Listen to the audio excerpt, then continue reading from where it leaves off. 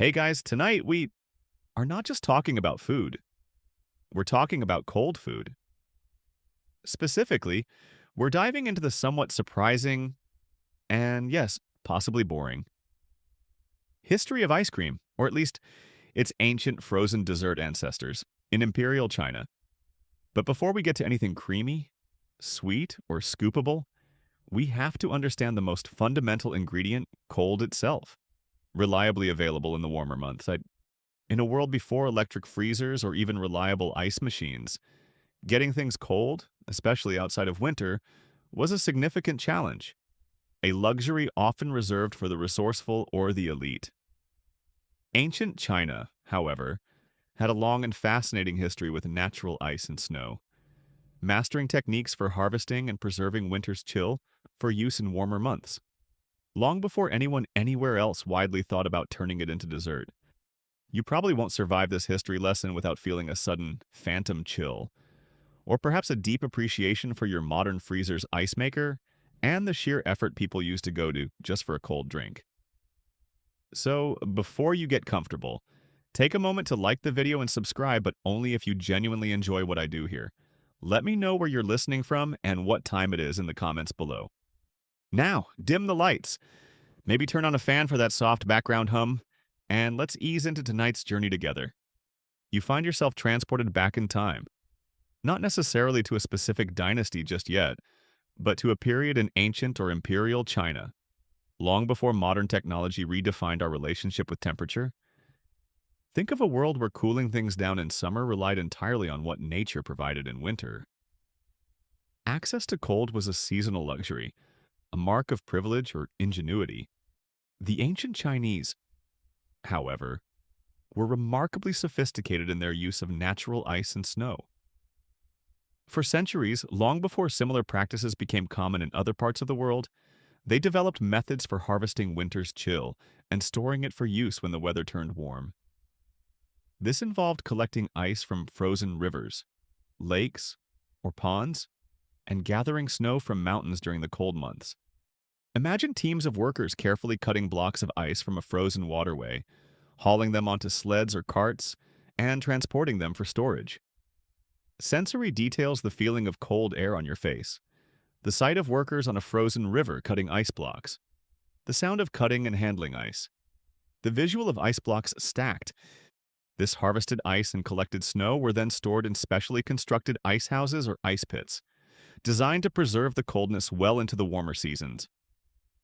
We'll delve more into these ingenious storage methods later, but for now, understand that they had the capability to keep large quantities of ice and snow from melting for months on end. The primary purposes for this stored natural cold were practical and, for the elite, luxurious. One vital use was food preservation. In a time before refrigeration, keeping meat, fish, and other perishable foods from spoiling in warmer weather was a major challenge. Ice provided a way to slow down spoilage, allowing food to be stored for longer periods and transported over shorter distances without going bad as quickly. Imagine using ice to keep fresh fish or meat from the coast edible inland, or preserving surplus food from a successful hunt or harvest. Another significant use, particularly valued by the wealthy and at the imperial court, was cooling beverages. Imagine a hot summer day, the air thick with humidity or dry heat, and being able to cool down your wine, water, or other drinks with ice. This was a simple luxury that provided immense relief in a warm climate. You might see ice being chipped from a block and added to drinks in elaborate vessels. Sensory details the feel of a cold drink condensation on your hand, the sound of ice clinking in a cup, the refreshing taste of a cool beverage in the heat. Early texts and archaeological findings provide evidence of these practices dating back potentially as far as the Zhou dynasty, roughly 11th to 256 BCE. This indicates a long history of managing and utilizing natural cold resources. Ancient Chinese civilizations developed sophisticated and long-standing practices for harvesting and storing natural ice and snow collected during winter for practical use in warmer months.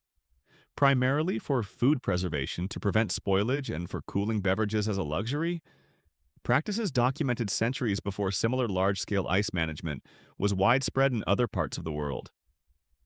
This is our mainstream historical fact, highlighting the early mastery of cold storage. Beyond preservation and cooling drinks, some sources hint at other, less common early uses of ice. This could include using ice for certain medical treatments reducing swelling or fever, in specific rituals or ceremonies, or even potentially in rudimentary forms for cooling rooms for the very elite during hot summers. Imagine using ice blocks placed strategically in a room to lower the temperature for the emperor. Our quirky tidbit. Some historical texts or folklore include strange beliefs about the properties of ice or snow, perhaps associating them with purity, specific spiritual qualities, or even unusual medicinal effects beyond simple cooling.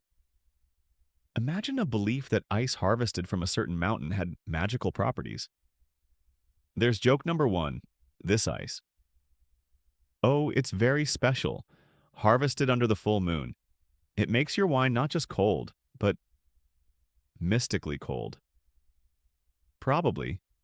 Historians debate the earliest definitive archaeological or textual evidence for systematic, state-level ice harvesting and storage in China.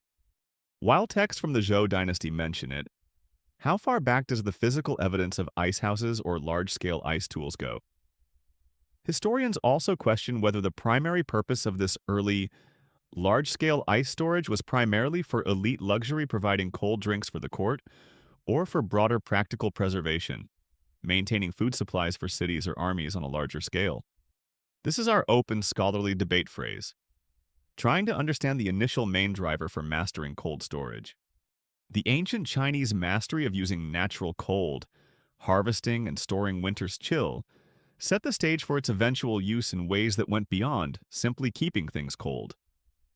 It created the possibility of combining that coldness with other ingredients to create entirely new kinds of treats, the precursors to what we might recognize as ice cream. Joke number two. You look at a block of ice. So much potential, for not just keeping things cold, but for future deliciousness. The ability to control cold outside of winter was the essential first step in the strange history of Chinese frozen desserts. Joke number three. You imagine trying to explain a freezer to someone from this era? So, you just make cold whenever you want out of the wall. Ancient Chinese civilization mastered the use of natural ice and snow, harvesting and storing winter's chill for crucial practical uses like preserving food and the simple luxury of cooling drinks in the warmer months. But once you have ice reliably available when it's hot outside, separated from its winter source by ingenious storage techniques, the mind, particularly minds interested in pleasure and novelty, naturally wanders. And the next step in this strange history was to take that cold and mix it with other things, especially sweet things, creating the very first simple frozen treats. With stocks of ice and snow preserved from winter, people didn't just have to use it in chunks to cool liquids. They could use it as a base. The simplest early frozen mixtures involved taking finely crushed ice or collected snow and mixing it directly with flavorings. This wasn't a complicated process. You'd break down blocks of stored ice, perhaps using hammers or tools, or use naturally collected snow, crush it into finer pieces, and then stir in something tasty and sweet. The typical early flavorings were natural and readily available. Fruit juices, pressed from various fruits common in ancient China, perhaps plums, peaches, apricots, or other regional fruits, provided sweetness and flavor. Honey, a key native sweetener as we've seen in other contexts, was another popular addition, stirred into the crushed ice or snow. Sometimes diluted wine or other fermented beverages might be used, adding both sweetness from fermentation or added honey and a different flavor profile. Early forms of syrup, perhaps made from fruits or grains, could also be stirred in. Sensory details the feel of crushing ice manually. The visual of the clear ice or white snow being mixed with colorful fruit juice or golden honey. The smell of fresh fruit or honey mingling with the coldness. The feeling of the cold. Icy texture melting in your mouth. The taste of the sweet, fruity, or honeyed coldness. The result was a kind of flavored ice slush or a granular frozen mixture, depending on how finely the ice was crushed and the ratio of flavoring to ice. It wouldn't have been smooth or creamy like modern ice cream or even sorbet initially. It was more like a very basic shaved ice or granita. But this was a significant step beyond just a cold drink with ice floating in it.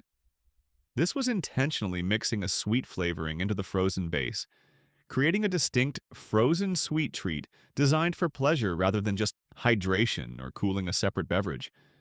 It was a rudimentary dessert, a form of sweet confection based entirely on the availability of stored natural cold. Like the use of ice for cooling drinks, these early simple frozen sweet mixes were likely exclusive to the elite. The effort and expense of storing and accessing ice outside of winter meant that frozen treats were a luxury, a sign of wealth and status. Imagine enjoying a bowl of fruit-flavored ice on a hot summer day while most people had to be content with just cool water or room temperature drinks. The simple pleasure of this cold, sweet treat in hot weather would have been immense. It offered a refreshing burst of coldness combined with the enjoyable taste of fruits or honey, a delightful contrast to the heat. Early in Chinese history, after mastering techniques for harvesting and storing natural ice and snow from winter, people began intentionally mixing crushed natural ice or snow with various available flavorings, such as fruit juices, honey, and possibly other syrups or diluted fermented beverages, to create simple frozen sweet treats, which are considered precursors to later, more complex frozen desserts. This is our mainstream historical fact, outlining the beginning of frozen confections. A quirky tidbit about these first sweet ice mixes involves specific, perhaps unusual, early flavorings used or how the treats were served. Some historical accounts hint at the use of less common flavorings mixed with ice, perhaps certain edible flower essences. Specific medicinal herbs some had sweet properties, or even mixing ice with flavored rice porridges. Imagine a frozen treat flavored with chrysanthemum or ginger, or descriptions of the specific types of bowls or spoons used to consume these icy mixes, highlighting their status as special treats. There's joke number one. This frozen treat is flavored with plum and something that tastes like ancient wisdom. Oh wait, that's just the obscure herb. Historians debate the culinary classification and social perception of these early simple frozen mixtures. Were they primarily considered a distinct dessert category, marking a specific end to a meal or served on special occasions, similar to how we view desserts today?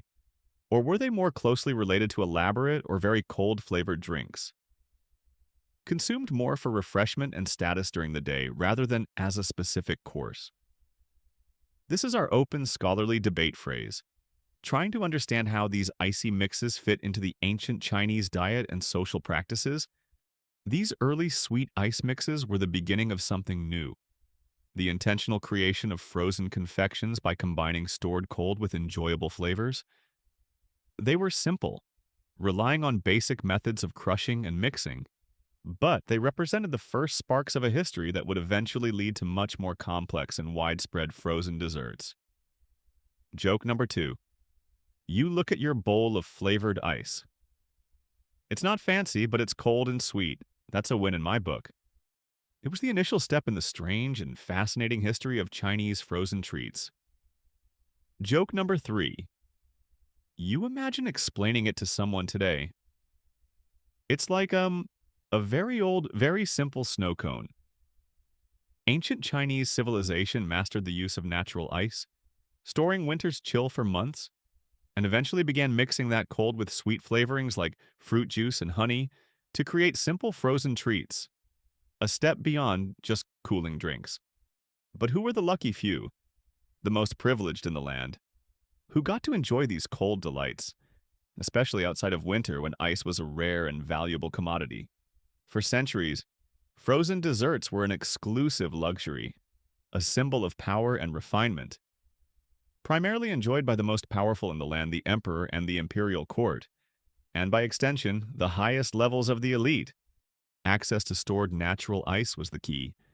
The infrastructure and labor required to harvest significant quantities of ice from frozen rivers and lakes in winter, transport it, and then store it in insulated underground ice houses to preserve it for months, was immense and costly. This was not something available to the common person. It required resources and organization typically found only at the state level or within the wealthiest households. Therefore, anything made with this precious, stored ice became a luxury item, and frozen treats were among the most delightful. The imperial court, with the vast resources of the empire at its disposal, had the means to manage large-scale ice storage. Emperors and their families, high-ranking officials, and favored guests could enjoy frozen desserts relatively regularly, particularly during the hot summer months when the contrast between the heat outside and the cool treat was most pronounced. Frozen desserts, even in their early simple forms, became a symbol of imperial power and wealth. To be able to offer a guest a bowl of fruit-flavored ice on a scorching hot day demonstrated immense resources and sophistication. These treats were part of the elaborate banquets and entertainments at court, served in elegant bowls, perhaps alongside other delicacies.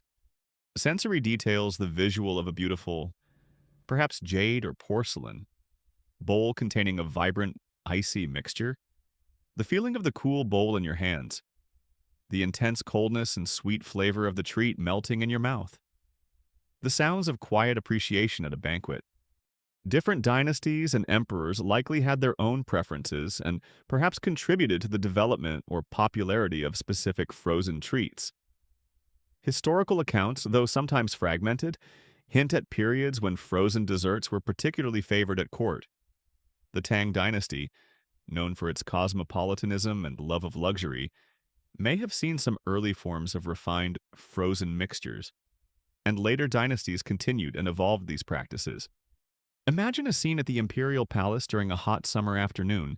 The emperor and his court gathered in a shaded pavilion in a beautiful garden, being served bowls of brightly colored, fruit-flavored ice, a cool respite from the heat, a symbol of imperial control over even the seasons.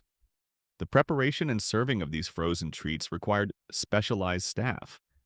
The imperial kitchens, vast and complex operations employing numerous cooks and servants, would have included individuals dedicated to managing the ice supply from the imperial ice houses and preparing the frozen mixtures. This involved techniques for crushing ice, mixing in flavorings accurately, and keeping the treats frozen until they were ready to be served. Wealthy households mimicking courtly practices would also have had staff responsible for this task. A quirky tidbit about frozen treats at court involves specific historical accounts or anecdotes about an emperor particularly fond of them, or a strange rule about their serving. Some texts mention specific emperors who requested frozen treats frequently, sometimes specifying particular flavors. There might even be speculative anecdotes about the logistics of keeping the treats frozen perfectly until they reached the emperor's table in a large palace complex, or a rule about them only being served at certain times or on specific occasions. Imagine a courtier getting into trouble because the emperor's fruit ice melted slightly before it reached him. There's joke number one. My lord, the emperor is displeased. His apricot ice was lukewarm. Prepare for imperial displeasure. In imperial China, spanning many dynasties, access to stored natural ice and the consumption of frozen desserts made with this ice were significant luxuries primarily enjoyed by the emperor, the imperial court, and the highest levels of the elite. This was due to the substantial cost, labor, and infrastructure required for harvesting and preserving ice, making these treats symbols of power, wealth, and refinement. This is our mainstream historical fact, confirming their exclusive status. Historians debate the earliest clear textual evidence specifically describing the consumption of distinct frozen sweet treats rather than just generally mentioning iced drinks or cooled foods within the Chinese imperial court. While ice use is ancient, are there specific accounts from very early dynasties like Zhou or Han that clearly detail these as desserts akin to flavored ice? Or do more detailed descriptions emerge primarily from later dynasties like Tang or Song? This is our open scholarly debate phrase. Trying to pinpoint the moment frozen mixes became a recognized imperial dessert. The enjoyment of frozen treats by emperors and the elite highlights their role as symbols of power and refinement. They represented control over resources and the ability to command labor to provide such exclusive pleasures. Joke number two. You imagine an emperor thinking, conquering the world is hard work. Good thing I have grape-flavored ice. This imperial patronage and demand likely drove some of the early refinements in creating more appealing frozen mixtures, setting the stage for adding new ingredients. Joke number 3. You picture an imperial cook being asked for a new recipe. Your Majesty desires frozen creativity. What base shall we use? Emperors and the elite enjoyed the luxury of frozen treats and cooled drinks, symbols of their power and refinement, made possible by having access to cold outside of winter. But this ability to command winter's chill in the heat of summer, depended entirely on mastering a crucial challenge: preserving natural ice and snow for months on end. This required sophisticated storage techniques. The ancient Chinese developed remarkable methods for long-term preservation of natural cold.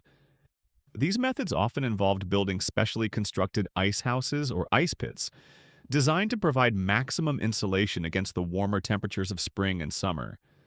These structures were typically built underground or partially underground, taking advantage of the Earth's natural cooling properties.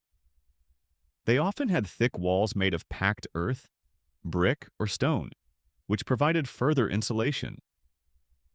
Inside, layers of insulating materials were used to protect the ice from warmer air and prevent melting. Common insulating materials included straw, reeds, dried grasses, or even layers of packed earth piled on top of the ice. The entrances were usually well sealed to minimize the exchange of air with the outside environment. Sensory details the feel of cold air emanating from the entrance of an ice house. The visual of thick, earthy walls, the smell of damp earth and dry straw or reeds, the feeling of cool, still air inside the storage space. The process of filling these ice houses or pits was a major undertaking, occurring during the coldest parts of winter. Teams of workers would cut blocks of ice from frozen rivers, lakes, or ponds, or collect large amounts of snow. These blocks and snow would then be transported to the ice houses and packed tightly inside. Layering the ice and snow with insulating materials like straw as the pit was filled helped to minimize air pockets and provide additional insulation. It required immense labor, performed in freezing conditions, to gather and store enough ice and snow to last through the warmer months.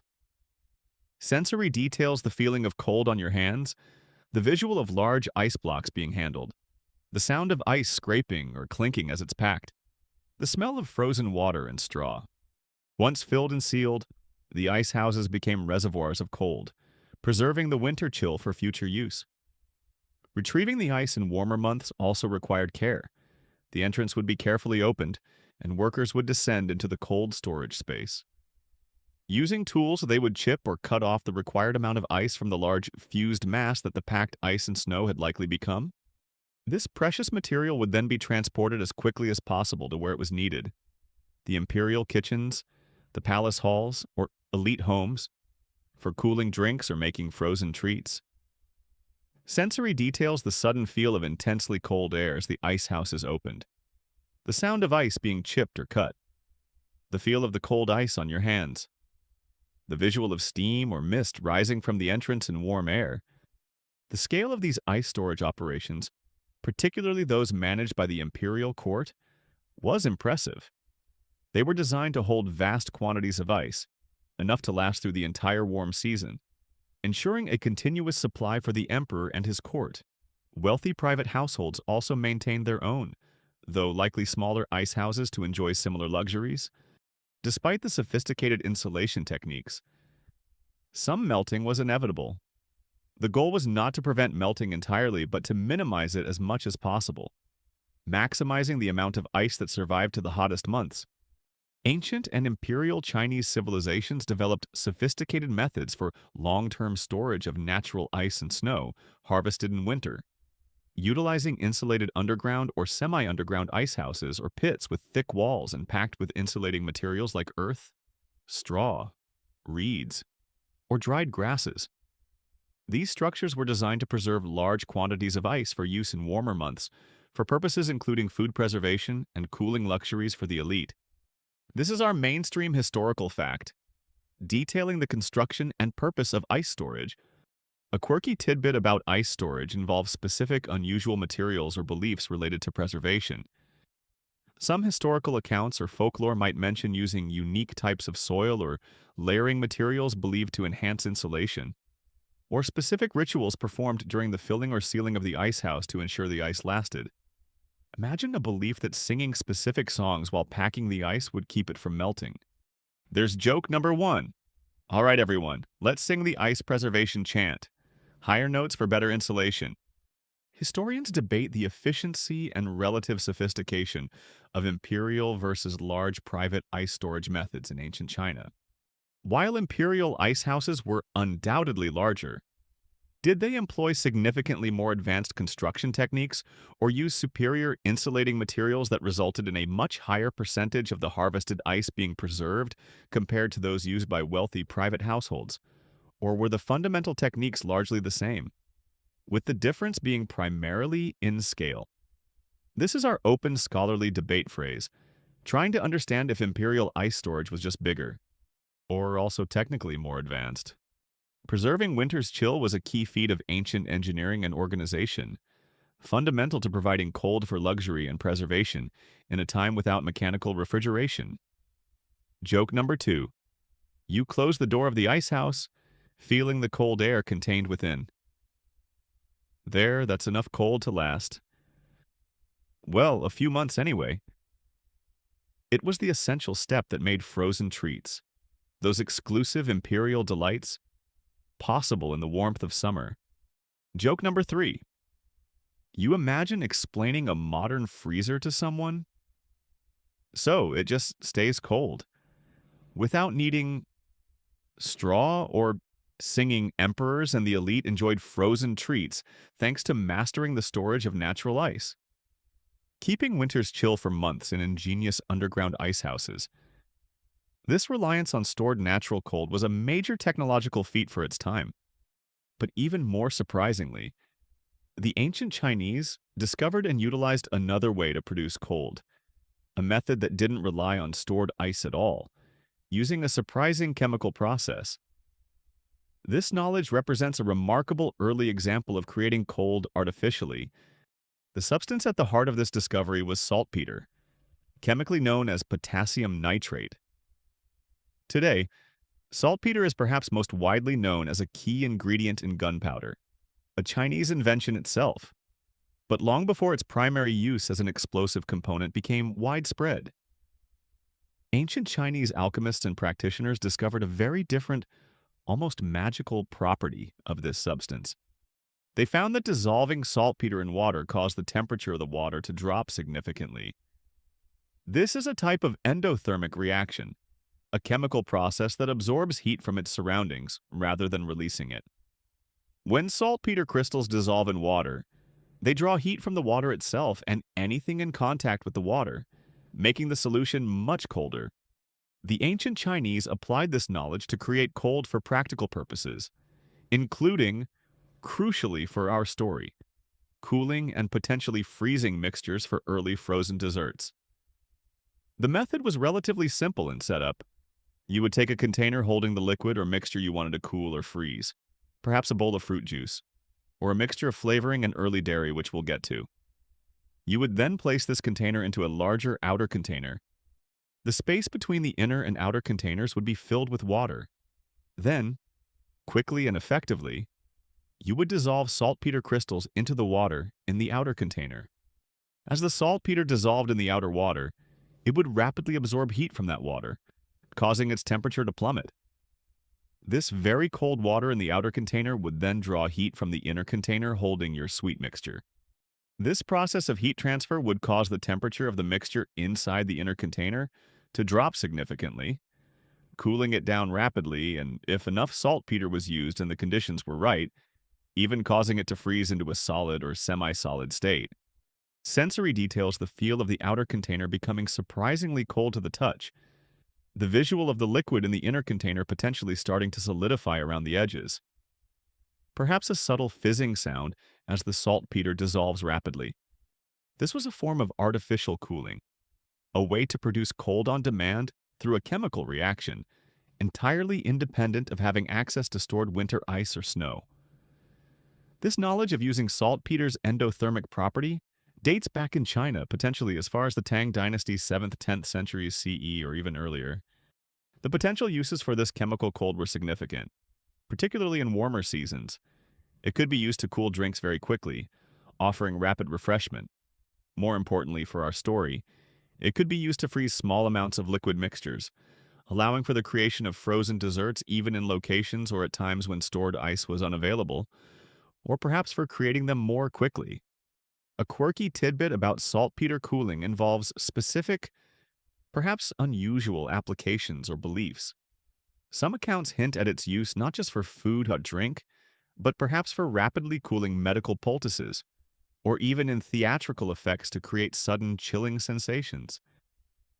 There might also have been strange beliefs about the origin or properties of saltpeter itself, linking its cooling ability to mystical or alchemical forces. Imagine a belief that saltpeter captured the essence of moonlight or dragon's breath to create cold. There's joke number 1. This ice cream was made with saltpeter. It has a refreshing chill and a slight taste of potential explosion. Just kidding. Probably. Ancient Chinese alchemists and practitioners discovered and utilized the endothermic property of saltpeter potassium nitrate, finding that dissolving it in water could create significant cooling.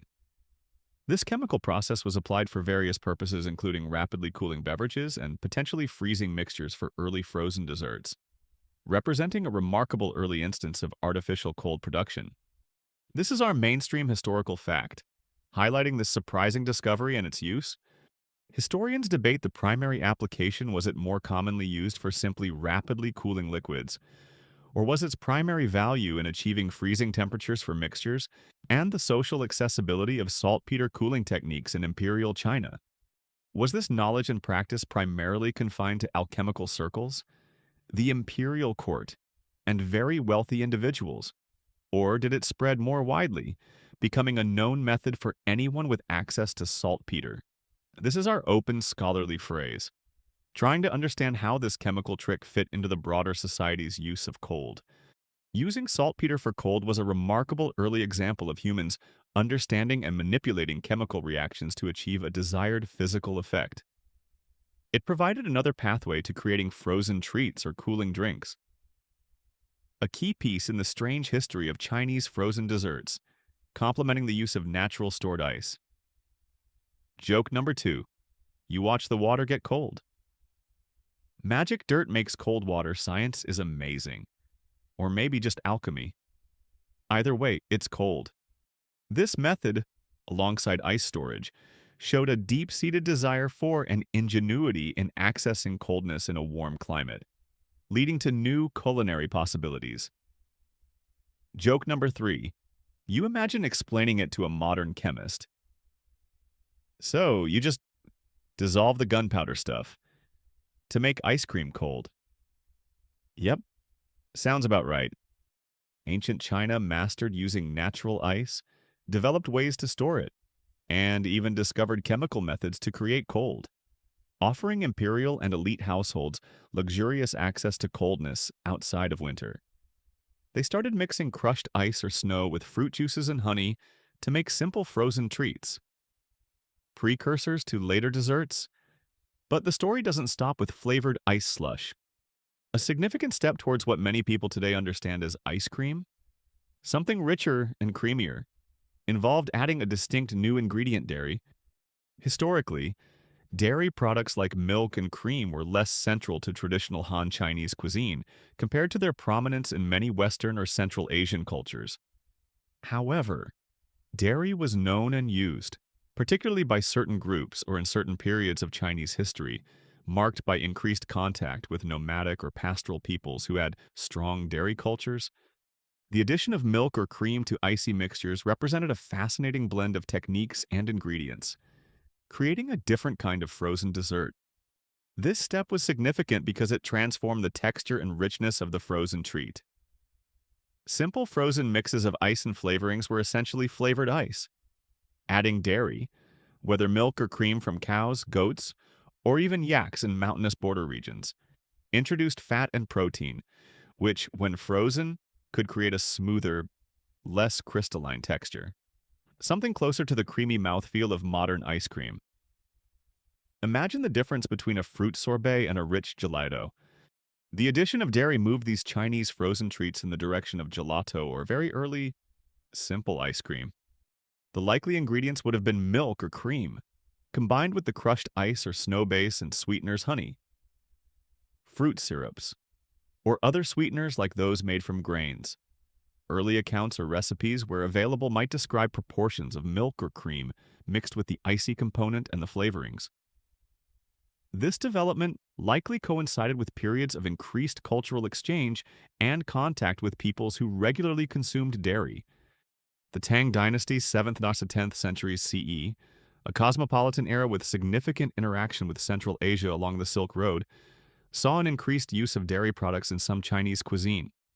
The Yuan Dynasty, 13th–14th centuries CE, when China was ruled by the Mongol Empire, who had a very strong dairy culture, mare's milk, yogurt, kumis, is also considered a key period during which dairy-based frozen mixtures likely gained prominence and perhaps were further developed or popularized at the imperial court. A significant development in the history of Chinese frozen desserts was the addition of dairy products like milk or cream to icy mixtures, creating richer, creamier precursors to modern ice cream. This practice likely gained prominence during periods of increased cultural contact with dairy-consuming cultures, notably during the Tang or, more extensively, the Mongol Yuan dynasties, blending Chinese techniques with new ingredients. This is our mainstream historical fact, outlining this crucial step and its potential timing influence. Imagine the sensory experience of these early frozen dairy treats. The texture would be different from pure flavored ice, not just cold and crystalline, but with a newfound creaminess. The visual would be different too. The mixture would be opaque, white, or pale in color, rather than the translucent or brightly colored ice mixes, and the taste would have that distinct dairy flavor mingling with the sweetness and other flavorings. Sensory details the feel of a smoother, creamier texture melting on your tongue, the visual opacity of the frozen mixture, the distinct taste of milk or cream combined with sweeteners and flavorings, the smell of cold dairy and whatever flavors were added. These frozen dairy mixes were a refinement, elevating the simple frozen treat to something more complex and perhaps more luxurious. Adding dairy added cost, dairy wasn't a universal staple for everyone and required managing the dairy itself. It further cemented frozen desserts as an elite luxury, particularly popular at court, where access to dairy and the resources for preparation were readily available. A quirky tidbit about early frozen dairy treats involves specific accounts or legends about the types of dairy used or unique combinations. Some historical sources might mention using mare's milk, more common among Mongols, or describe specific flavor combinations used with the dairy base. Beyond just simple sweetness, perhaps hints of rice or grain mixed in. Creating a thicker base before freezing? Imagine a frozen treat made from mare's milk flavored with honey and rice. There's joke number 1, mare's milk ice cream. It's the smoothest, and if you eat too much, you might just feel like running across the steppe. Historians debate the exact timing and primary cultural impetus behind the initial consistent addition of dairy milk cream to Chinese frozen mixtures. Was this development primarily a result of indigenous Chinese culinary experimentation, perhaps drawing on existing uses of dairy in other dishes, or was it introduced and popularized through cultural exchange, particularly from Central Asian or Mongol peoples who brought their strong dairy traditions with them during periods like the Yuan dynasty? This is our open scholarly debate phrase, questioning whether this key step was a purely Chinese innovation or influenced by external cultures. The addition of dairy was a key development that led to richer, creamier frozen treats, moving them closer to the concept of modern ice cream and distinguishing them further from simple flavored ice. Joke number 2. You taste a spoonful. This isn't just cold and sweet, it's creamy revolutionary. This likely gained prominence during periods of increased cultural exchange, blending different culinary traditions. Joke number 3. You imagine a conversation. Have you tried the new frozen mixture? It's like frozen fruit, but milky. Adding dairy, milk, or cream was a significant step in the history of Chinese frozen desserts, moving them beyond simple flavored ice towards something richer and creamier. It introduced a new texture and flavor dimension. But early forms of these frozen dairy treats sometimes included another staple of Chinese cuisine, a grain that was central to their diet, creating thick and unique combinations rice, and sometimes other grains, while dairy added richness. Combining it with cooked rice or perhaps rice flour or starch created a thicker, more substantial base for frozen desserts before the freezing process. This was a natural extension of Chinese culinary practices, where rice was used in countless dishes, both savory and sweet in various forms. Whole grains, flours, porridges, puddings, incorporating it into a frozen mixture made perfect sense within this tradition. Imagine these mixes milk or cream, combined with cooked rice that was perhaps mashed or ground, or with a thickening agent made from rice flour or starch, blended with sweeteners honey, syrup, and other flavorings, and then churned or stirred while being frozen using the ice saltpeter method. The possible texture of these frozen dairy and grain mixes would likely have been different from both the granular texture of simple flavored ice and the airy smoothness of modern ice cream. It was probably dense and creamy due to the dairy and starch, perhaps akin to a frozen pudding, a very thick frozen custard, or even frozen rice pudding if visible grains of rice were left in. The starch from the rice or flour would have helped to stabilize the mixture and contribute to its creamy, thick texture.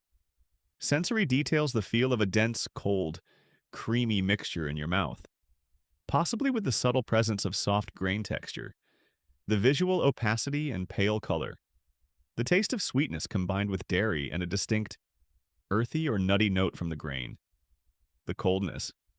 Historical accounts or potential early recipes, if they exist in sufficient detail, might describe these combinations of frozen dairy and grain. They represent a creative use of staple ingredients in a novel. Frozen form. The inclusion of grain also likely made these treats more filling and perhaps slightly more accessible than pure, rich frozen cream mixtures might have been. Although they would still have been luxuries due to the cold requirement, the role of rice in Chinese cuisine generally, as the fundamental staple food, made its inclusion in a frozen dessert a logical culinary step, a way to apply a familiar ingredient and thickening agent to a new type of preparation. These frozen dairy and grain mixes were distinct. They weren't just frozen milk like some simpler dairy ices might be, nor were they just flavored ice. They were a hybrid, a unique form of early frozen dessert that leveraged the properties of both dairy and grain to achieve a specific texture and consistency. They represent a specific branch in the evolutionary tree of frozen treats in China. A quirky tidbit about these mixes involves using unusual grains or specific preparations of rice. While rice was most common, some regional variations might have used millet or other grains. There might also be accounts of specific methods for cooking the rice or preparing the starch to achieve a particularly smooth or desirable texture in the frozen mix. Imagine a recipe specifying rice boiled until it whispers secrets of the sweet heavens before being added to the milk and frozen. There's joke number one. My rice pudding is so good, I decided to freeze it. Now it's frozen rice pudding. Revolutionary. Early forms of frozen dairy desserts in Imperial China sometimes combined milk or cream with cooked rice or other grains, creating thick, creamy, and sometimes dense frozen mixtures that were distinct precursors to later, purely dairy-based forms of ice cream, and reflected the integration of a staple grain into novel cold preparations. This is our mainstream historical fact, detailing this type of mix. Scholars debate the typical consistency of these frozen dairy and grain mixes. Were they consistently smooth, like a modern frozen custard or gelato base? Or did they intentionally include the visible texture of cooked grains, more akin to a frozen rice pudding or khair? Scholars also question their exact culinary classification. Were they seen as a type of frozen porridge, a distinct frozen dessert category, or something else entirely within the Aztec oops? Should be Chinese. Culinary framework. This is our open scholarly debate phrase. trying to understand the precise nature and place of these unique mixes. Self-correction. Ensure Aztec is not used here. Replace with Chinese. Frozen dairy and grain mixes added a distinct texture and richness to the repertoire of Chinese frozen delights. Leveraging a staple grain to create a thicker, potentially more substantial treat. Joke number 2. You taste a spoonful. It's cold, it's sweet, it's creamy. And is that a grain unexpected? They showcase the creativity of ancient Chinese cooks in adapting available ingredients to new forms of culinary pleasure. Joke number 3. You imagine serving it.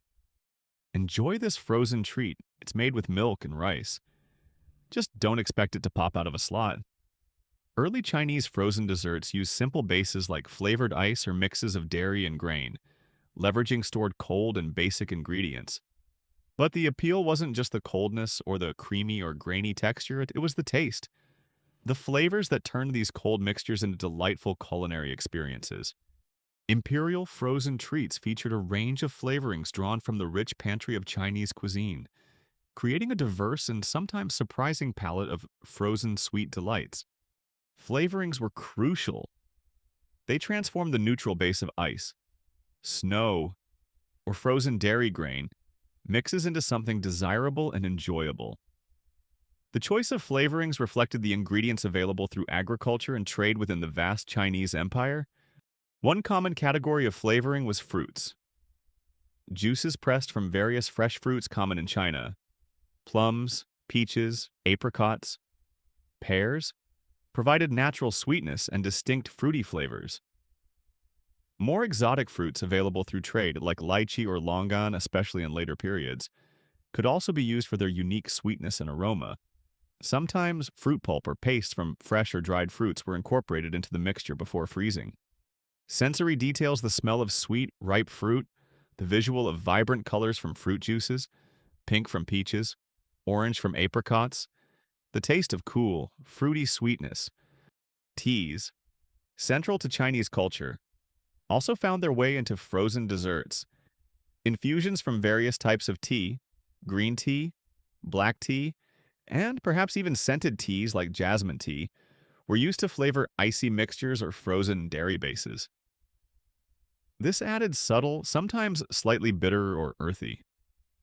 Tea notes, creating frozen treats with a distinctly Chinese character. Imagine a frozen dessert with a refreshing, slightly astringent taste of green tea, perhaps lightly sweetened. Sensory details the characteristic smell of brewed tea, warm or cold, the subtle color imparted by tea infusions, the taste of tea combined with sweetness and cold. Spices were also used, reflecting their importance in Chinese cuisine, including their use in some sweet dishes.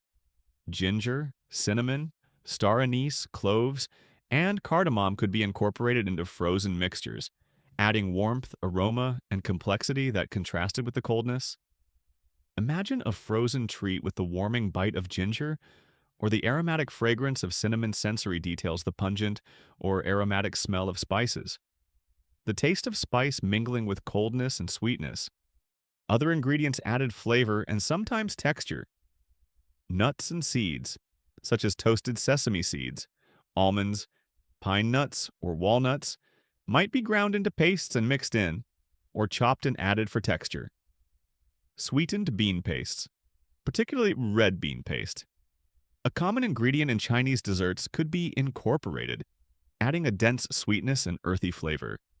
Even elements like rice wine or specific edible flours might find their way into some recipes. The range of flavor possibilities was wide, reflecting the diversity of ingredients available across the vast Chinese empire and the creativity of imperial cooks. Flavorings could be mixed directly into the liquid or dairy base before freezing, creating a uniform taste, or sometimes layered within a frozen mixture, or added on top as a garnish, like chopped nuts or fruit pieces. Imperial Chinese frozen desserts were flavored using a diverse array of available ingredients, including fruit juices and pulps plums, peaches, lychee, infusions of various teas green, black, aromatic spices ginger, cinnamon, star anise, nuts and seeds, and other unique additions like sweetened bean pastes or edible flowers, creating a complex and varied palette of frozen sweet treats. This is our mainstream historical fact, detailing the flavoring ingredients. A quirky tidbit about flavors involves particularly unusual or complex combinations that might seem strange today, or the use of ingredients we don't typically associate with frozen desserts. Some accounts hint at flavor profiles that combined sweet with slightly savory or even medicinal notes. Reflecting the blend of flavors in Chinese culinary and medical traditions, imagine a frozen treat flavored with a specific herb known for its properties, sweetened with honey, and perhaps with a hint of ginger. There's joke number one: this ice cream is flavored with peach green tea and something that makes my tongue tingle and supposedly aids digestion. Deliciously functional. Scholars debate the complexity and culinary philosophy behind flavor combinations in Imperial Chinese frozen desserts compared to other contemporary dessert traditions yai, in the Middle East or later Europe. Were the flavor profiles as intricate and varied as those in other parts of Chinese cuisine? Or were they simpler due to the freezing process? Scholars also question if regional variations in available fruits, teas, or spices led to significantly different local styles of frozen desserts across the vast Chinese empire. This is our open scholarly debate phrase, trying to understand the sophistication and regional diversity of these frozen flavors. The diverse flavor palette was a key element of Imperial Chinese frozen desserts, showcasing culinary creativity and differentiating them through unique combinations of native ingredients, teas, and spices. Joke number two: you taste a spoonful of frozen green tea. Mix. It's cold, it's green, it's vaguely virtuous. It was a taste of the Chinese landscape and culture, presented in a cool, sweet form.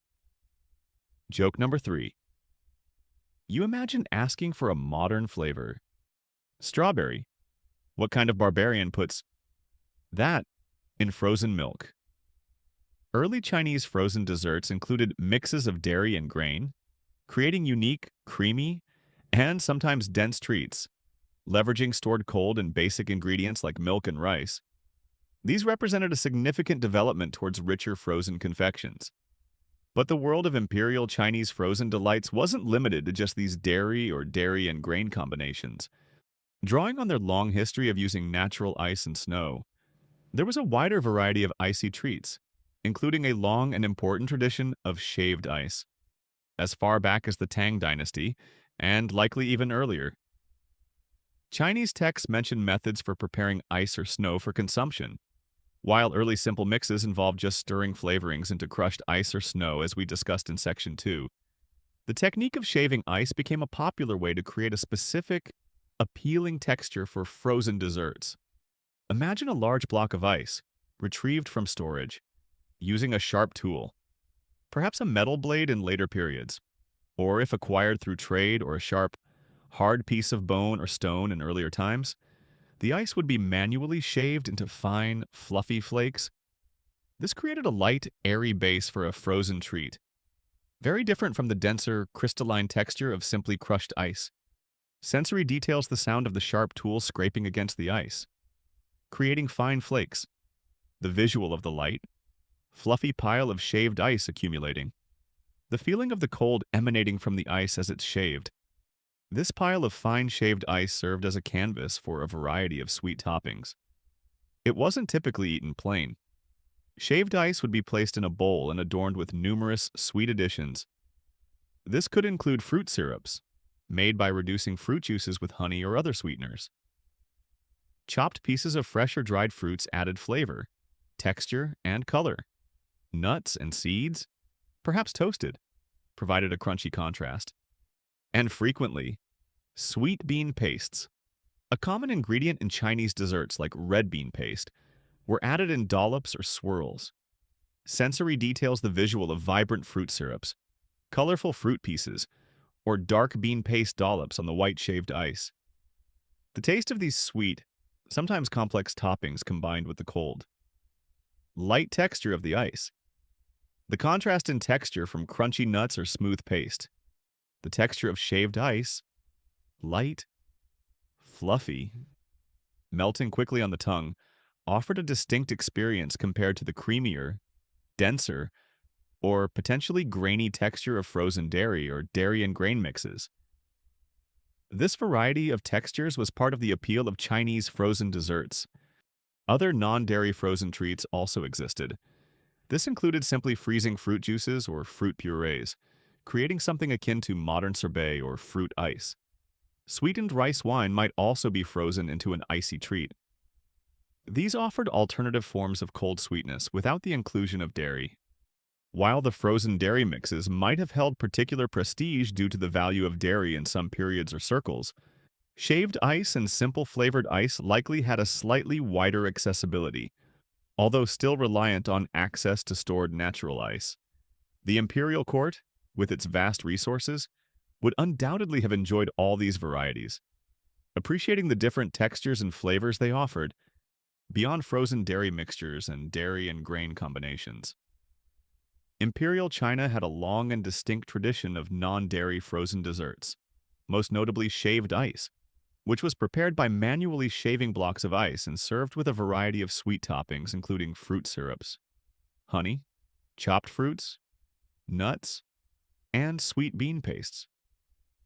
This is our mainstream historical fact, highlighting the importance of shaved ice and other non-dairy forms. A quirky tidbit about shaved ice involves specific, perhaps unusual, toppings or serving methods. Some accounts might mention particularly elaborate arrangements of toppings on shaved ice, almost creating a sculpted dessert, or the use of very unusual flavorings that went beyond common fruits or teas. Perhaps specific flower petals, or strange herbal infusions used as syrups. Imagine a bowl of shaved ice topped with intricately arranged candied ginger, lotus seeds, and a syrup made from a rare mountain herb. There's joke number one: this shaved ice is a work of art. Do I eat it or frame it? Probably eat it. It's melting. Scholars debate the relative popularity and social accessibility of frozen dairy mixes versus non-dairy options like shaved ice or frozen fruit in different periods of Imperial China. Was shaved ice, while still a luxury due to the ice, more readily available or less costly than dairy-based mixes, making it accessible to a slightly broader segment of the elite or even available for sale in certain markets? Or were dairy mixes universally seen as the more prestigious and desirable form of frozen treat? This is our open scholarly debate phrase, trying to understand the social hierarchy and availability of different frozen dessert types. The variety of icy delights, from simple flavored ice and sophisticated shaved ice with diverse toppings to frozen fruit preparations and dairy-rich grain mixes, showcases the breadth and creativity of Chinese frozen dessert tradition. Joke number two: you taste a spoonful of shaved ice with bean paste. Unexpected combination, but surprisingly good. My taste buds are confused. It was a palate that appreciated coldness in many forms, enhanced by a wide range of flavors and textures. Joke number three: you imagine ancient children asking for treats. Can I have some ice flakes with sweet beans? Yes, please, from simple flavored ice and the versatile art of shaved ice to rich mixes of dairy and grain. Imperial China had a fascinating variety of frozen delights. While some forms might have reached a slightly wider elite, the most elaborate, refined, and consistently available frozen treats were made for one specific, demanding consumer, the emperor, prepared in the vast, organized, and often secretive world of the imperial kitchens. The imperial kitchens were massive operations within the palace complex, employing numerous cooks, servants, and specialists dedicated to preparing food for the emperor, his family, the court, and imperial guests. Preparing frozen desserts for the highest in the land was a specialized function within these kitchens, requiring not only culinary skill but also access to precious resources like stored ice and knowledge of specific freezing techniques. The process began with managing the ice supply. Ice harvested in winter and stored in the imperial ice houses was transported to the kitchens as needed. often chipped into smaller pieces for easier handling and use in freezing. Imagine servants carrying baskets of ice from the cold storage area to the bustling palace kitchens, where the air would be much warmer, emphasizing the value of the cold material. Sensory details the feeling of cold emanating from the ice, the visual of ice being handled and chipped, the sound of ice being broken down. Next came preparing the base mixtures. Depending on the type of frozen dessert requested, this could involve preparing fruit juices or purees, brewing strong tea infusions, or carefully combining milk, cream, and cooked rice or grain thickeners with sweeteners honey. Fruit syrups, grain syrups, high-quality ingredients often sourced from across the empire, were essential for imperial standards. Sensory details the diverse smells of fresh fruits, brewed teas, dairy, and sweeteners mingling in the kitchen, the visual of vibrant liquid mixtures being prepared. The freezing process itself was a key step, and the imperial kitchens were likely masters of the available techniques. While simple mixes could be frozen by placing them directly on ice or snow, creating smoother, less crystalline frozen desserts, particularly those with dairy, benefited from a technique involving stirring or churning the mixture while it froze. This was often done using a double container method. The mixture to be frozen would be placed in a smaller pot or metal container, which was then nested within a larger outer container. The space between the containers would be packed with crushed ice and, crucially, something that would lower the freezing point of the ice, making it much colder. While salt was used in some cultures, the Chinese famously used saltpeter potassium nitrate, which, as we discussed, dissolves in water endothermically, drawing heat and creating very low temperatures, allowing the ice-water mix to become much colder than freezing alone. By rapidly dissolving saltpeter in the water surrounding the inner pot of mixture, and simultaneously stirring or churning the mixture inside, cooks could accelerate the freezing process and prevent large ice crystals from forming, resulting in a smoother texture. Sensory details the feeling of intense cold emanating from the outer container, the sound of ice being packed and perhaps saltpeter dissolving, the rhythmic sound of stirring or churning the mixture inside as it thickened and froze, the visual of the mixture transforming from liquid to solid. Flavorings, whether fruit purees, tea infusions, spices, or nuts, were meticulously prepared and incorporated at the right stage. Syrups were boiled, spices ground, fruits chopped or mashed, nuts toasted. The combination of the cold base and the carefully selected flavors created the final delicious result.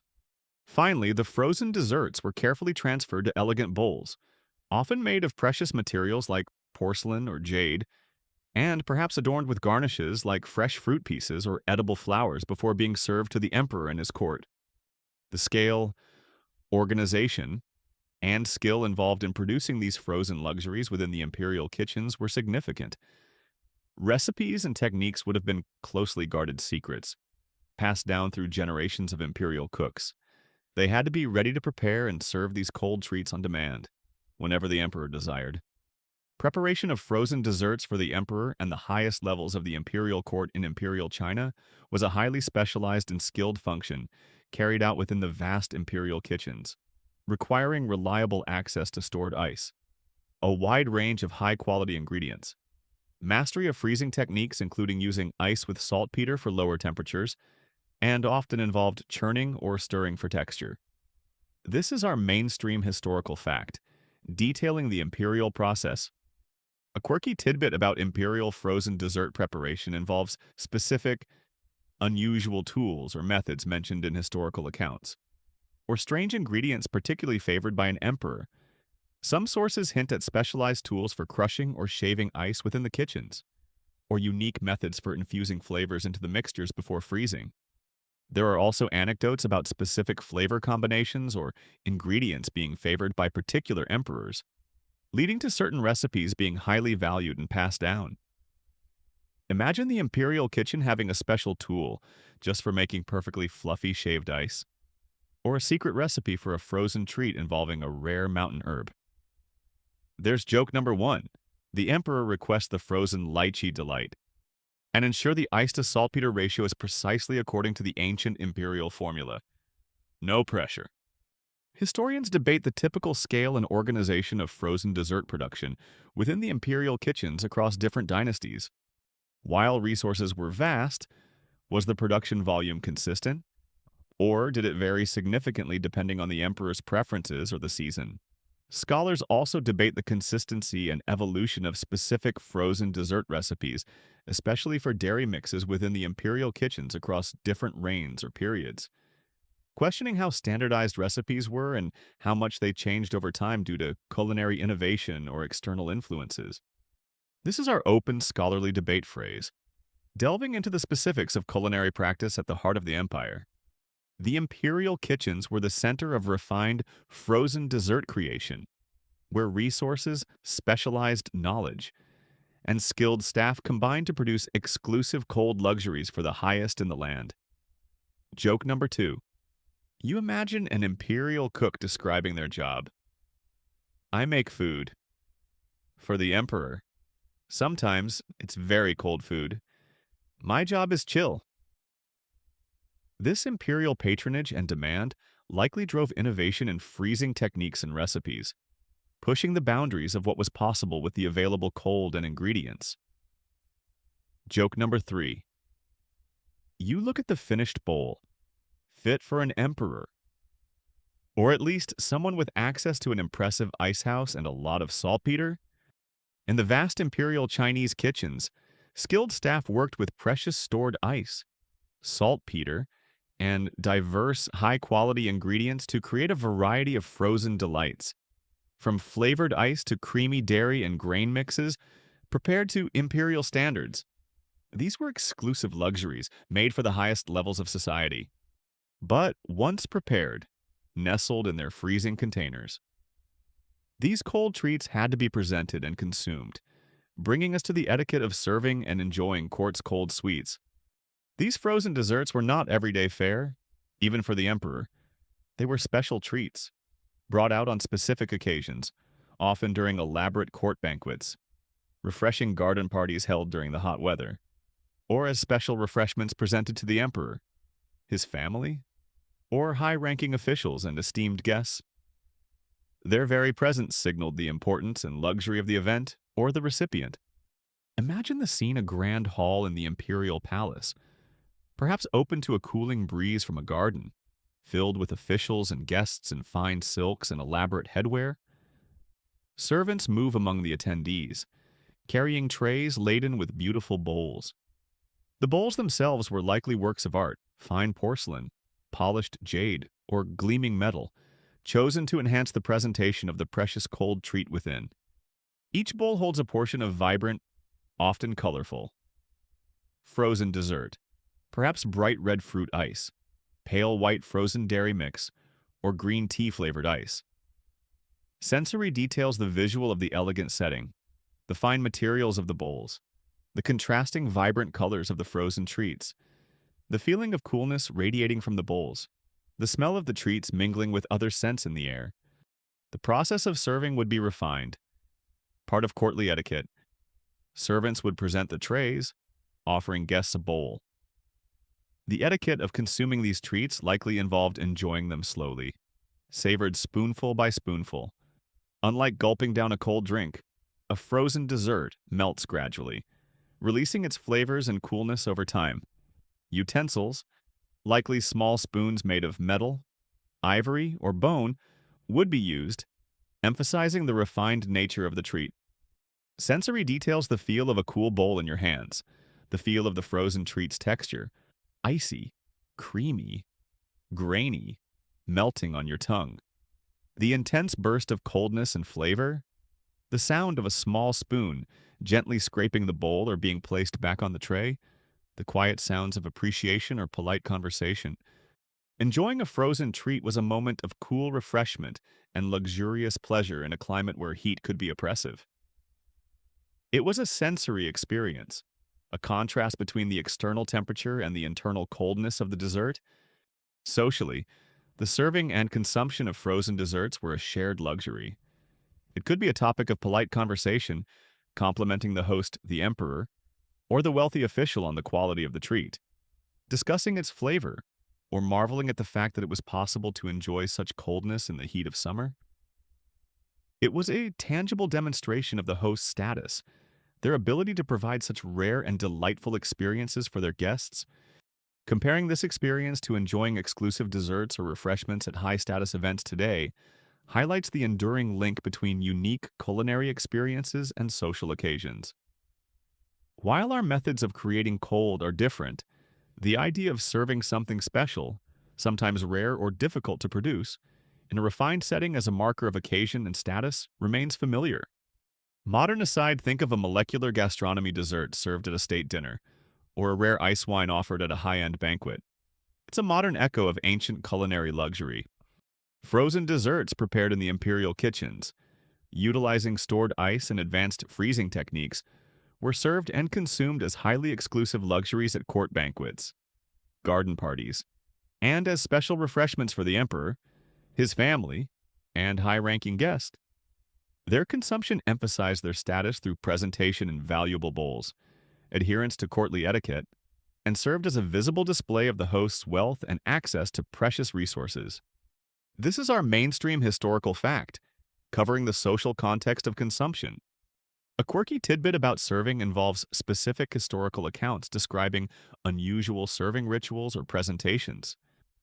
Some texts might mention frozen treats being served only at a very specific point in a long banquet, or accompanied by a particular type of tea or drink believed to complement the flavor perfectly. There might even be accounts of particularly elaborate presentations, with the frozen treats being molded into decorative shapes or served with intricate garnishes that were works of edible art. Imagine a frozen dairy mix molded into the shape of a miniature pagoda. There's joke number one. This frozen dessert is exquisite, and look, it's shaped like a tiny palace.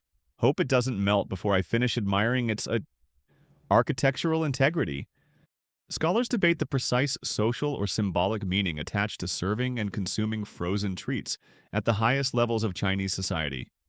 Was it purely a display of wealth and the host's practical control over precious resources like ice, or did the act of serving coldness, particularly in the heat of summer, hold deeper symbolism related to imperial harmony, the control of seasons, or a connection to cosmic balance? Was it primarily a form of sensory pleasure and status display? Or did it carry more profound meaning within courtly rituals or philosophy? This is our open scholarly debate phrase, trying to understand the layers of meaning in this seemingly simple act of serving dessert. Serving and enjoying court's cold sweets added a layer of refinement, luxury, and social meaning to imperial gatherings. It was a sensory delight, a symbol of status, and a demonstration of access to cold, a precious commodity transformed into edible pleasure. Joke number two. You finish your frozen treat. I'm refreshed and feeling slightly more imperial already. It was an experience unique to the highest levels of Chinese society. Joke number three. You imagine a courtier discreetly fanning their face while enjoying the cold treat. Elegant on the outside, battling brain freeze on the inside. Serving court's cold sweets was a refined ritual, emphasizing the status and resources of the host through beautiful presentation and exclusive enjoyment of frozen delights. These practices evolved over centuries and dynasties in imperial China, with different periods potentially seeing different styles or refinements. And one specific period in Chinese history, marked by significant cultural exchange and a ruling power with very different culinary traditions, may have played a particularly important role in the history of frozen dairy desserts, the Yuan dynasty, under Mongol rule. The Yuan dynasty, 1271-1368 CE, was established by Kublai Khan, the grandson of Genghis Khan, as part of the vast Mongol Empire. At its height, the Mongol Empire stretched across much of Asia and into Eastern Europe, connecting China to cultures with long-standing traditions very different from those of the Han Chinese, particularly the nomadic, pastoral peoples of Central Asia. The Mongol ruling class had a strong and central dairy culture. Milk from cows, mares, yaks, sheep, goats, yogurt, cheese, and fermented milk products like kumis fermented mare's milk were staple foods for them. in a way that dairy was not for traditional Han Chinese, whose diet historically focused more on grains and plant-based foods, with dairy sometimes viewed with suspicion or simply not commonly consumed. Sensory details imagined taste and smell of kumis or other fermented dairy products, the distinct smell of a culture where dairy is central. Mongol rule in China brought increased contact and cultural exchange between the Mongol ruling class and people from across their vast empire, including Central Asians, Persians, and others, and the Han Chinese majority. This exchange extended to culinary practices, with new ingredients, cooking methods, and food preferences entering China. And this cultural blending likely impacted the history of frozen desserts, particularly those involving dairy. While, as we discussed, there's evidence that dairy was being added to frozen mixtures in China before the Yuan dynasty, perhaps as early as the Tang, the Mongol emphasis on dairy may have significantly popularized or further developed dairy-based frozen treats within China, especially at the imperial court, which was now a Mongol court. The Mongols themselves had traditions of preserving dairy products, sometimes in frozen forms, for travel and storage on the steppes. Their familiarity with and preference for rich dairy flavors, combined with the Chinese mastery of ice storage and freezing techniques, including the saltpeter method, created fertile ground for innovation in frozen dairy desserts. Imagine the imperial kitchens under Yuan rule, alongside traditional Chinese cooks preparing familiar dishes. There might have been cooks and food preparers from Mongol or Central Asian backgrounds, bringing their dairy expertise. Recipes and techniques could be shared and adapted. A creamy frozen dairy mix might be flavored with traditional Chinese ingredients like tea or fruit, or perhaps incorporate Central Asian preferences like nuts or different spices, or even utilize ingredients like mare's milk brought by the Mongols. Sensory details the smell of different culinary traditions blending in the kitchen, the visual of new ingredients being used, the taste of familiar Chinese flavors combined with new dairy richness. Historical accounts from the Yuan period, including those from visitors like Marco Polo, though his account of traveling from China with recipes is debated, sometimes describe frozen dairy desserts being consumed at court, reflecting their prominence during this era. The Mongol Yuan dynasty, 13th to 14th centuries, which ruled China and possessed a strong dairy culture, distinct from traditional Han Chinese cuisine, played a significant role in increasing cultural exchange between China and Central Western Asia, potentially influencing the development and popularization of dairy-based frozen desserts in China, blending Chinese freezing techniques with Mongol-was Central Asian dairy traditions. This is our mainstream historical fact, highlighting the potential impact of the Yuan period. A quirky tidbit about Mongol influence involves specific historical accounts describing unique dairy products or food customs of the Mongols that might have been new or unusual to the Chinese, and how these might have been incorporated into frozen treats. Some texts mention dried milk curds, a Mongol staple or specific fermented dairy products. Imagine incorporating dried yogurt into a frozen mix. There's joke number 1. Try the new Imperial frozen dessert. It's flavored with peaches and sun-dried fermented mare's milk, an acquired taste. Historians debate the extent and nature of Mongol influence on Chinese frozen dairy desserts. Did the Mongols primarily popularize and increase the scale of an existing, perhaps minor, Chinese practice of adding dairy to frozen mixtures?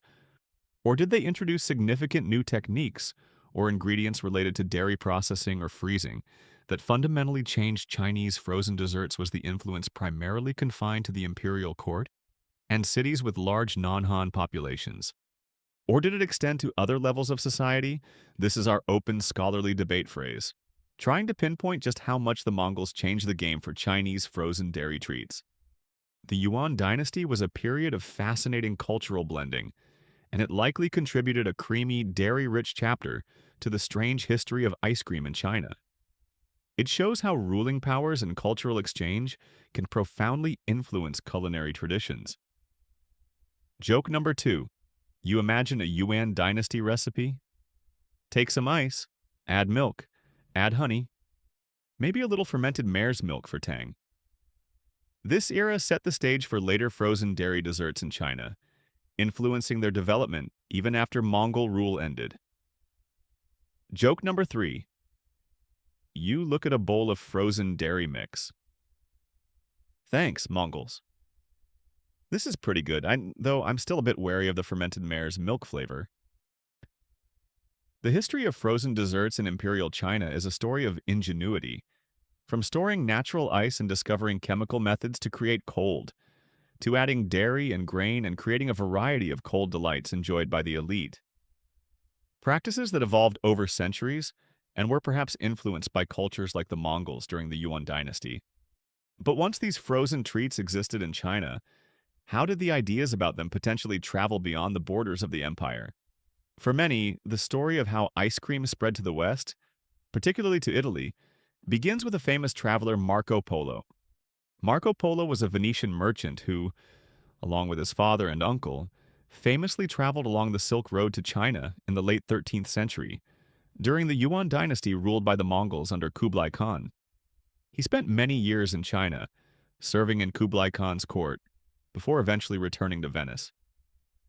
His experiences were recorded in a book often known as The Travels of Marco Polo, which provided Europeans with fascinating and sometimes fantastical accounts of the East. A popular legend, one that has persisted for centuries and is still often repeated today, claims that Marco Polo encountered ice cream or similar frozen dairy desserts during his time in China. According to the legend, he was so impressed by these frozen delights that he brought the concept or specific recipes back with him to Italy upon his return around 1295. The story goes that this introduction sparked the development of Italian gelato and subsequently influenced the creation of ice cream in the rest of Europe, making Marco Polo the father of ice cream in the West. It's a romantic story, a perfect tale of a famous explorer bringing a beloved pleasure from the mysterious East to the waiting palates of the West.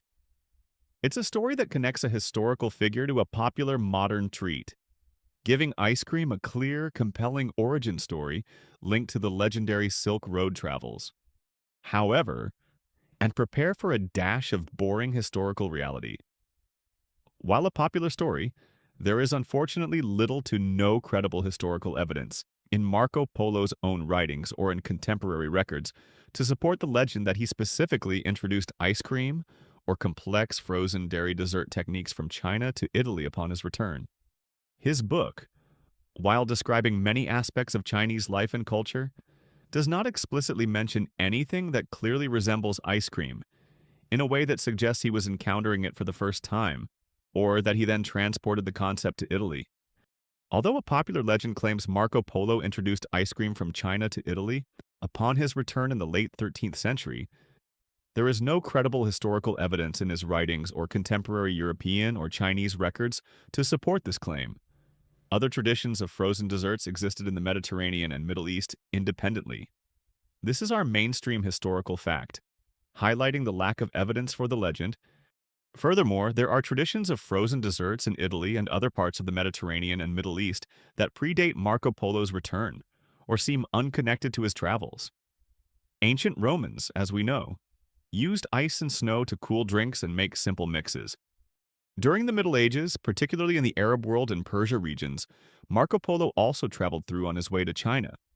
Sophisticated frozen desserts like sherbets and sorbets flavored ice or snow, often with fruit juice, rosewater, or honey, and sometimes incorporating ingredients like milk or rice were well established and popular.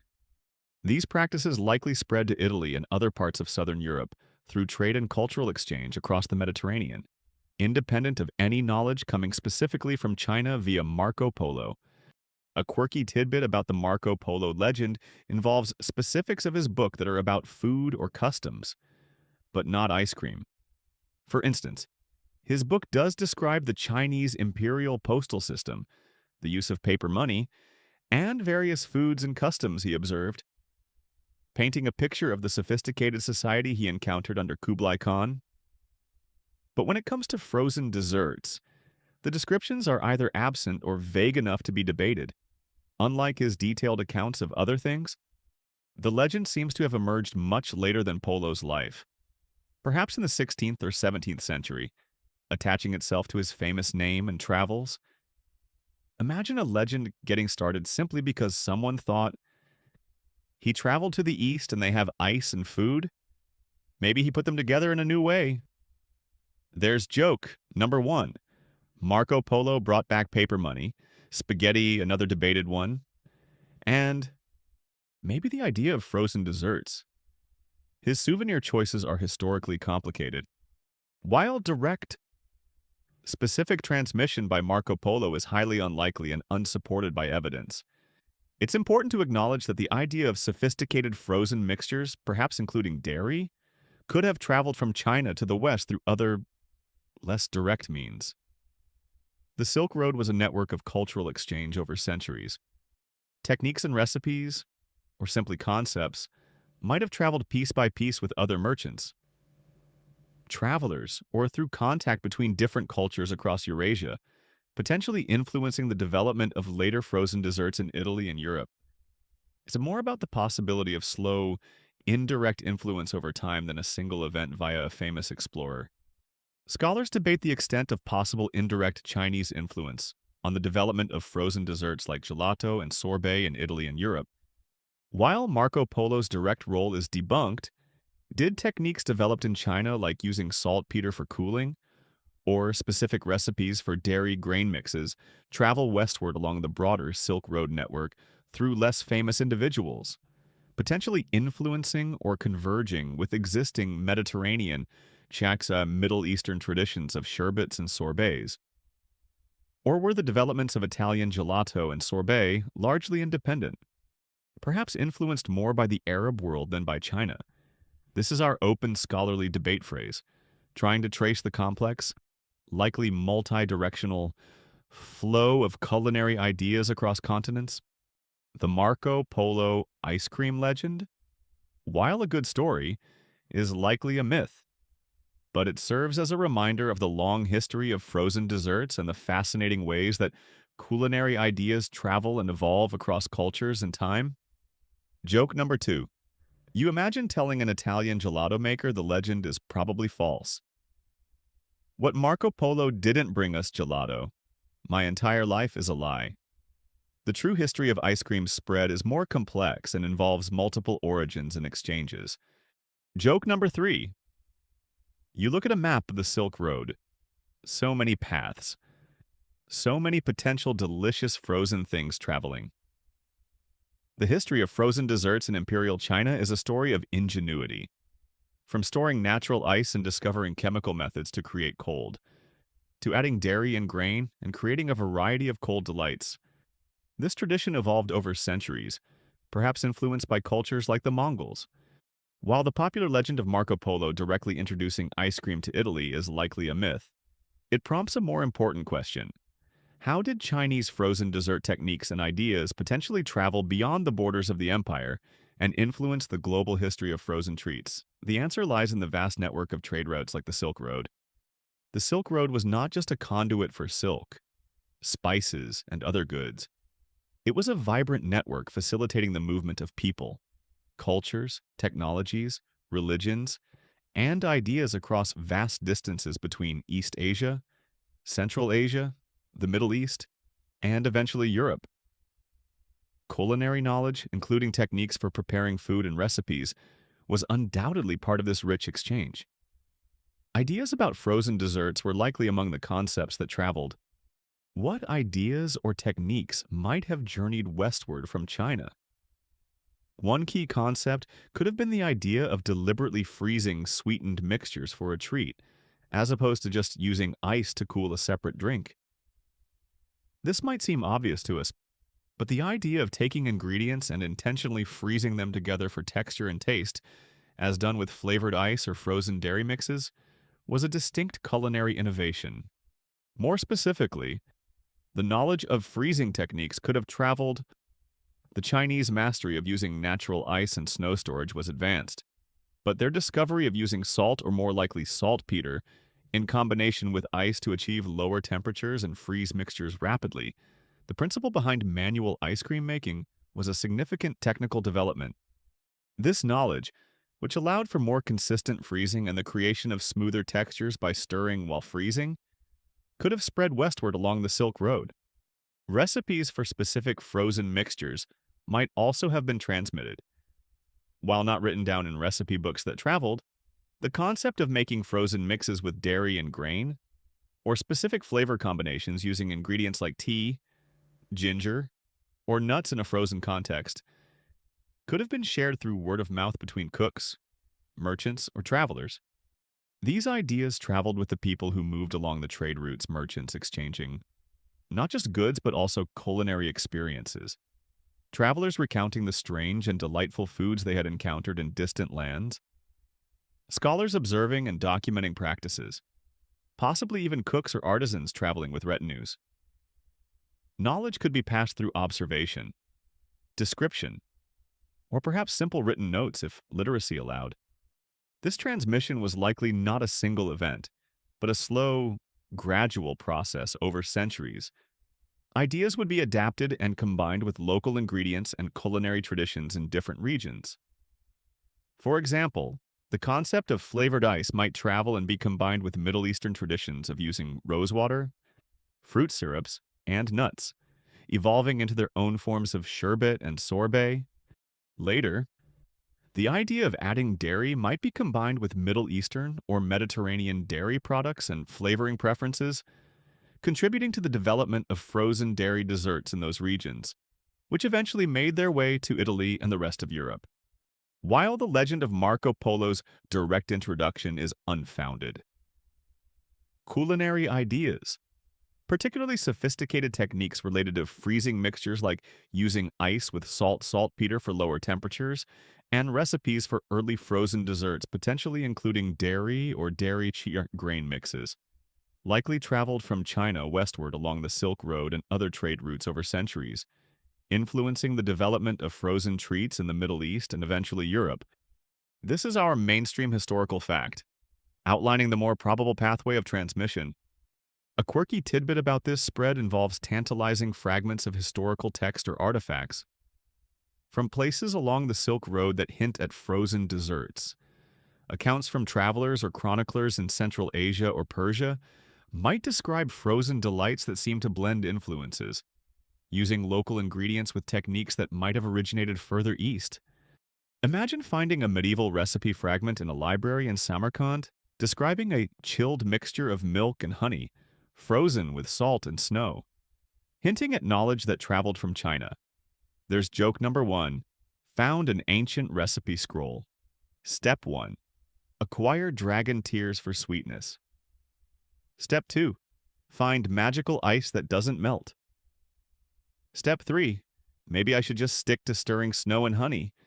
Scholars debate the specific techniques and ideas related to frozen desserts that were most likely transmitted from China westward along the Silk Road.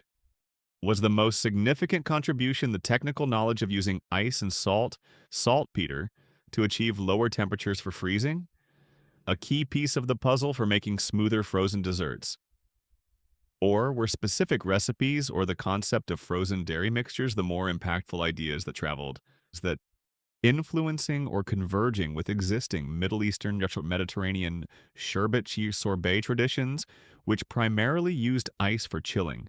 This is our open scholarly debate phrase, trying to pinpoint what specific ingredients of Chinese frozen dessert making were most influential in the global spread. The global spread of these ideas, however indirect, highlights the Silk Road's role not just in the movement of goods, but in the exchange of culture and innovation.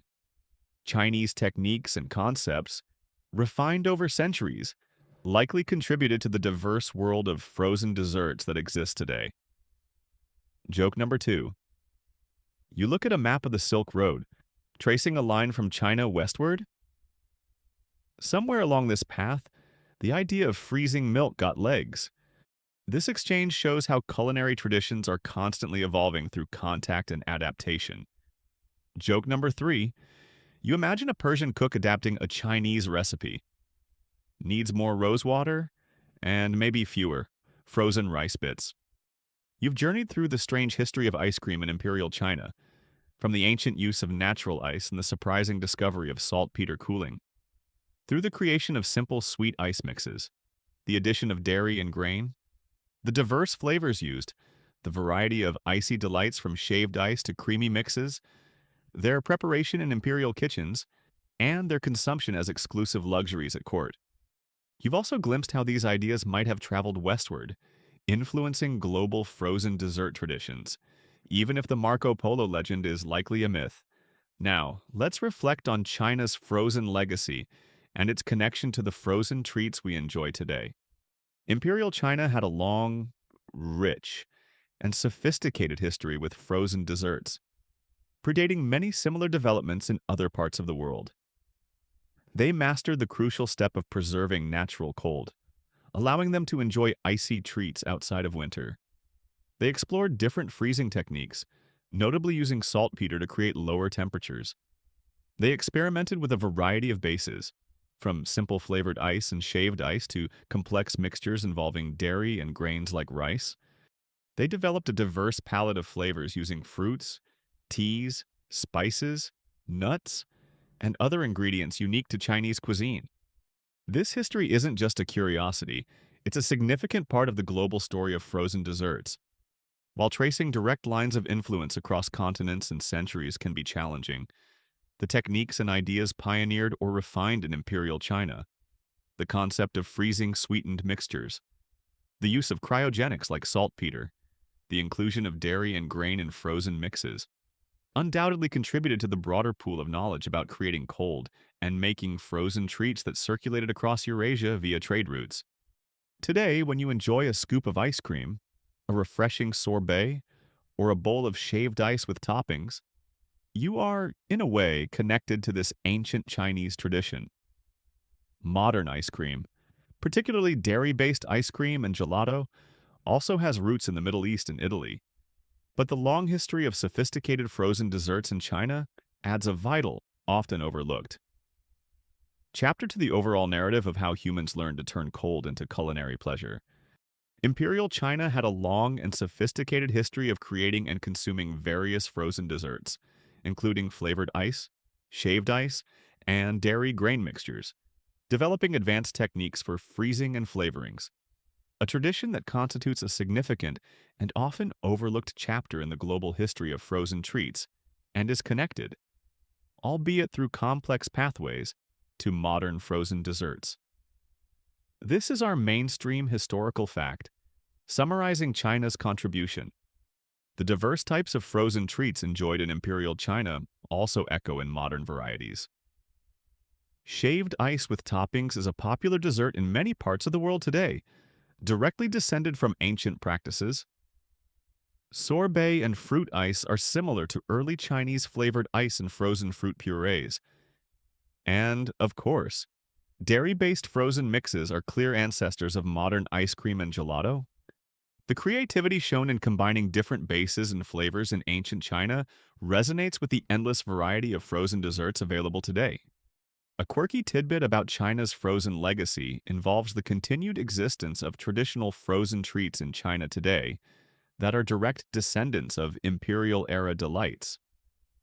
You can still find traditional forms of shaved ice with toppings baobing, or specific regional frozen desserts that may retain elements or techniques dating back centuries, offering a living connection to this ancient history. Imagine tasting a frozen dessert today that is made using a recipe and technique developed in an imperial kitchen during the Tang Dynasty. There's joke number one. This dessert is over 1,000 years old. Tastes surprisingly refreshing and a little bit like history.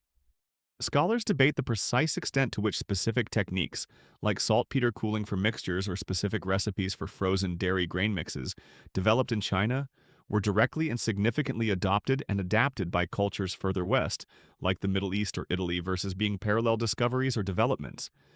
Was the primary Chinese legacy the idea of freezing mixtures, or specific methods that were then incorporated into other traditions? This is our open scholarly debate phrase, trying to pinpoint the most impactful contribution that traveled westward.